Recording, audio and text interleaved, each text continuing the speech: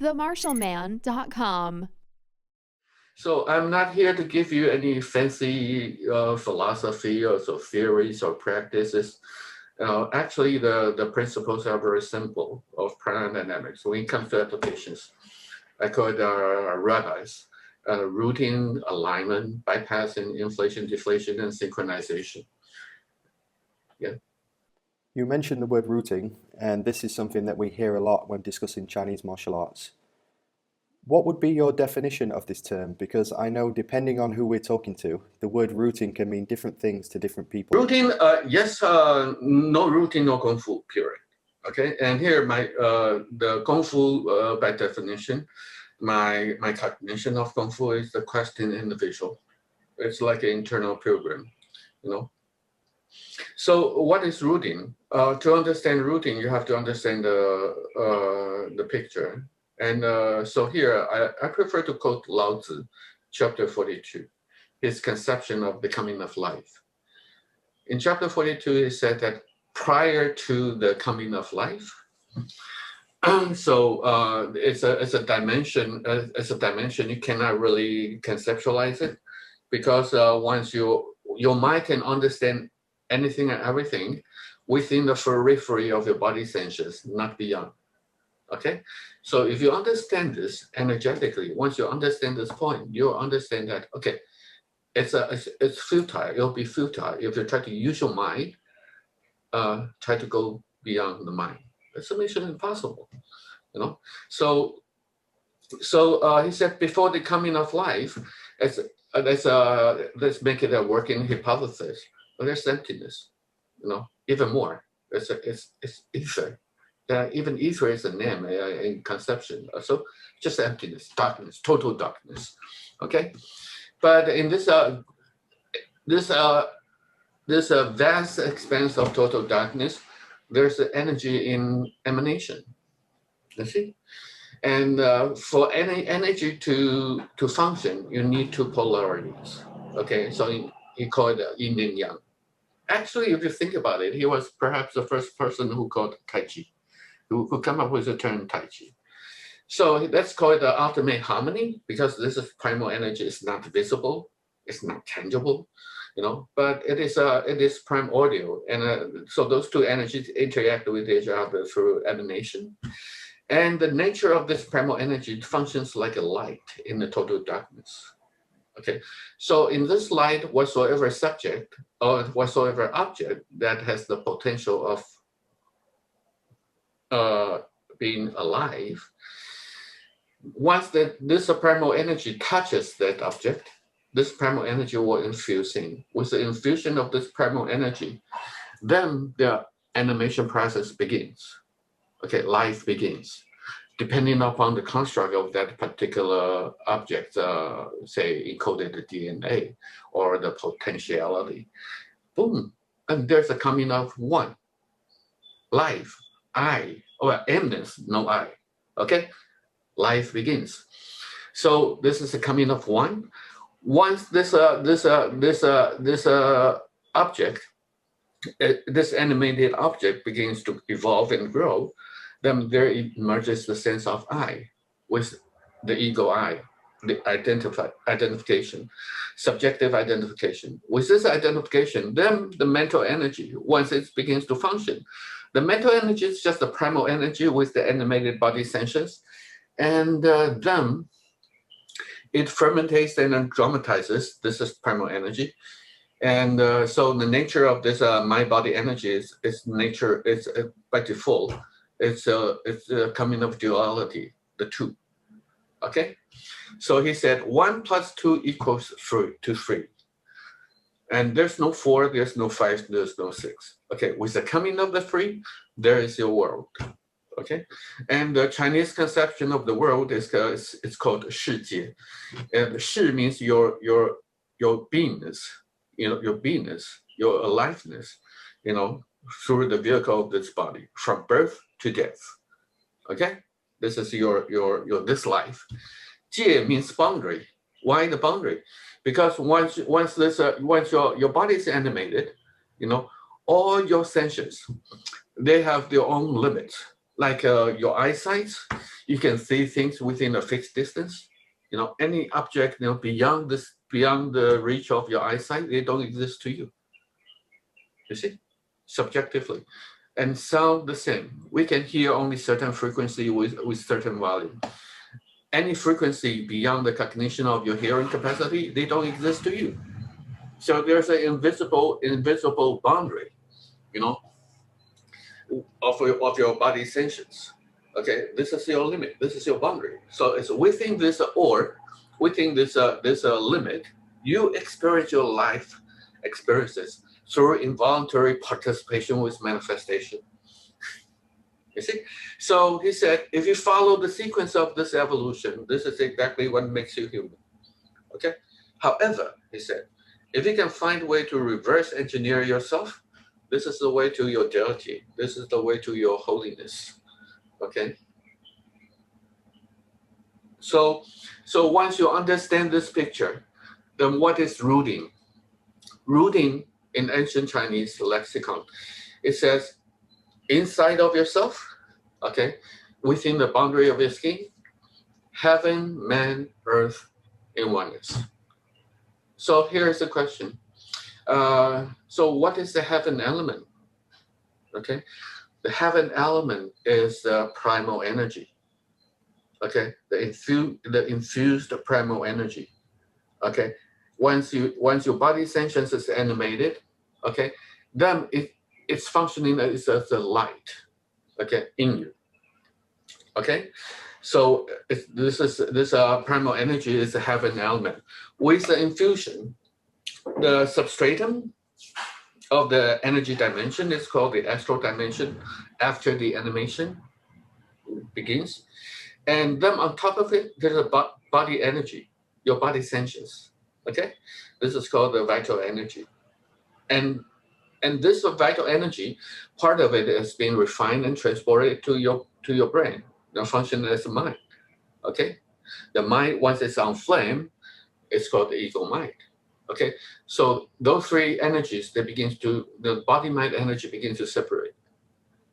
Okay, so but actually intrinsically, the heaven element says that at the very beginning of this animation, those three energies are one, intrinsically one. By functionality, they separate. So this is a Taoist conception. The body energy, the vital energy, is that which is in entraption. That which is entrapped in your body. That's a body energy. The mental energy is that which always departs from you. Your mind is always busy outgoing somewhere. Okay, so that's why the human bondage. Okay, so to practice, have an element harmonized into oneness. Okay, what is man? The man is your body, this vehicle, this physical body, and this physical body is a composition of the five elements, and it's materialistic by nature. Okay, so you have to harmonize your mind and body sensations. Okay, heaven, man, earth. The man element is the ego you. Okay, so you have to learn to control your mind, harmonize your mind, harmonize your mental energy and body energy into the state of oneness. This is a heaven, man, earth in oneness, rooting. There are pros and cons for the coming of traditions, because the original intent of all traditions or religions, they are trying to uphold something that is precious, something intangible, something that's precious, the essence of the teaching from their teacher. Okay, but then they themselves, because they didn't really get it completely, so they try their best to uphold the teacher's teachings, and then formalize it, dogmatize it, and then people, once it becomes a religion, a tradition, they lose touch with the essence. Then people try to learn what this tradition is talking about, like an encapsulated fiction, because they're trying to figure out what this tradition is about. They haven't taken the very first step to release your mind and learn to explore themselves. Those are two directions. You see? The same for the communion of religions. Okay. So that's why I said, validation. Once I understand the picture, I have to come back, revert back my mental focus, and explore back into myself. And this is the essence of kung fu. As I said, I cannot put a gun in your head and ask you to really, follow this path. Okay, this will never work. But if you are open and if you're ready, welcome to come and try and sense it for yourself. Okay, free of the dogmas of traditions and the lineages. So if you really get it, it's really an internal process to demystify yourself. Yeah. During the time that I visited you at your home in Taipei, I remember that you spoke about something called the antenna.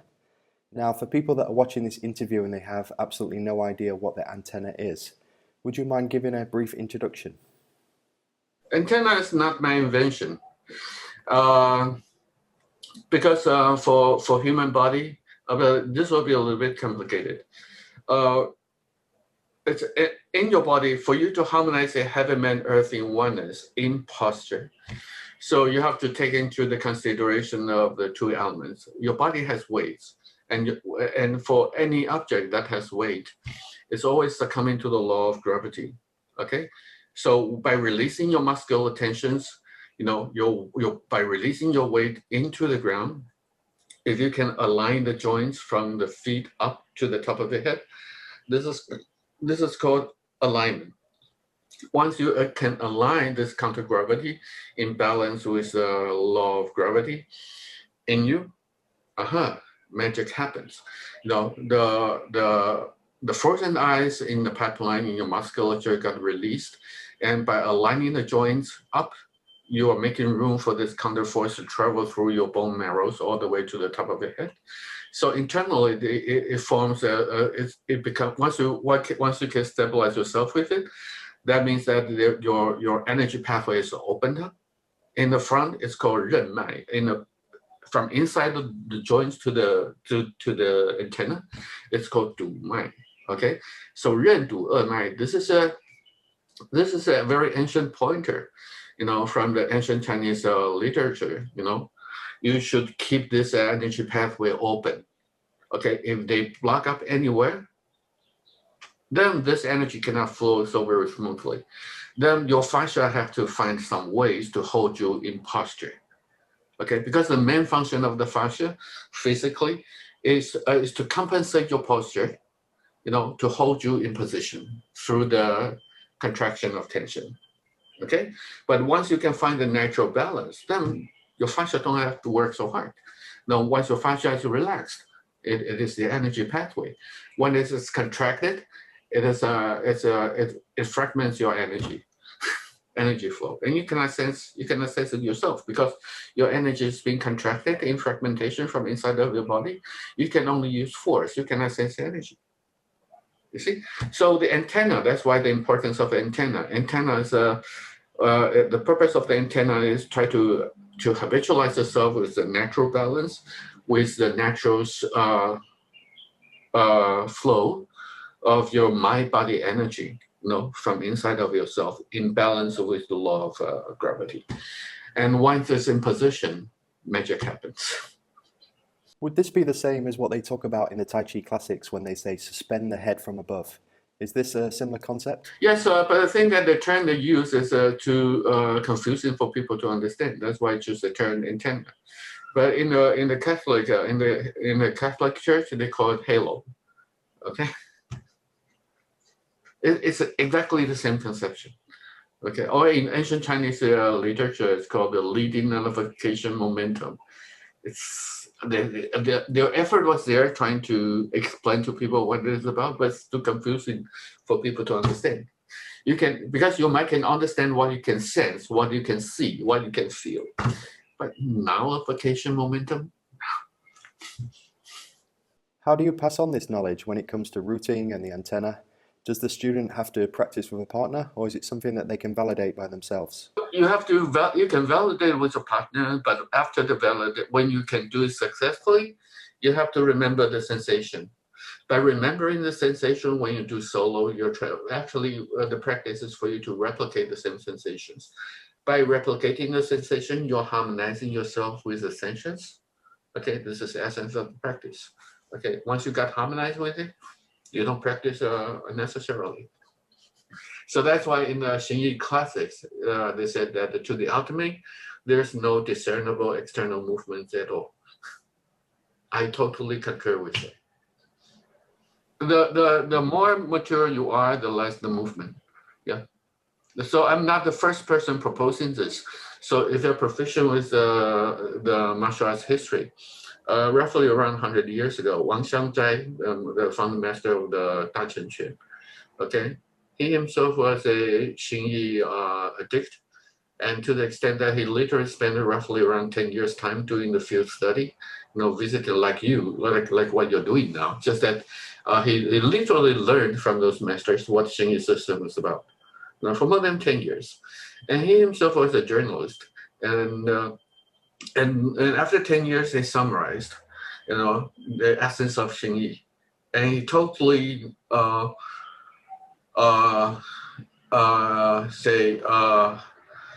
discarded their traditional practices like this form, that form, etc. So he invented. By the time he announced by naming his new system, he called the ultimate fist, and he invented a way of practice. You can shape it into different forms. You modulate the energy and fulfill your intent. You know what you're doing. Okay, intended and energetically. He called it a jian. Okay, so when they are in posture, they don't do too much movement. They just modulate this energy and with the validation of their intention. Yeah, I can understand what he's trying to point to. But just that right then and there, he plateaued himself there. Okay, it's not about the martial game. It's once you graduate from the martial arts, from the kungfu, the next chapter is that the spiritual dimension will open up to you. They will embrace you. Then that's what I mean. All those spiritual and philosophical pointers, they will concur to you. From inside of yourself. Yeah. So this is a dimension whereby I'm still evolving. I'm still in the process of self-validation, and I become the more peaceful I become, the less contentious I then become. So I don't fight people. I don't teach people how to fight. Once you master this principles, and if you want to enhance your martial skills, yes, please do. Sense it for yourself. Okay. But if you want to evolve into the spiritual dimensions, all the questions you might have will dissolve. You'll become more and more aware. You'll become more and more intuitive, and eventually you'll become more and more spontaneous. Okay, but through practice. As I said, Rome is not built in a day. I'm trying my best to fulfill in the position as a tour guide to help them have a valid roadmap in their hands. But to embark on the journey or not, I cannot do this for them. It's up to them how to evolve themselves. And once they are making progress, it's up to them to validate and extend this energetic know-how into whatsoever field they want to do. And even some of my students are in the business of arts. So in the art field, it's the same. Once your mind dissolutes to some extent, it's like a trance-like state. In Lao Tzu's words, it said the state of no self. Then once the energy dimension opens up, all the creativity will derive from this empty dimension from inside of yourself. And you'll become more creative. You'll become more productive. You'll become more and more spontaneous and then intuitive. So how to make use of it? It's up to you.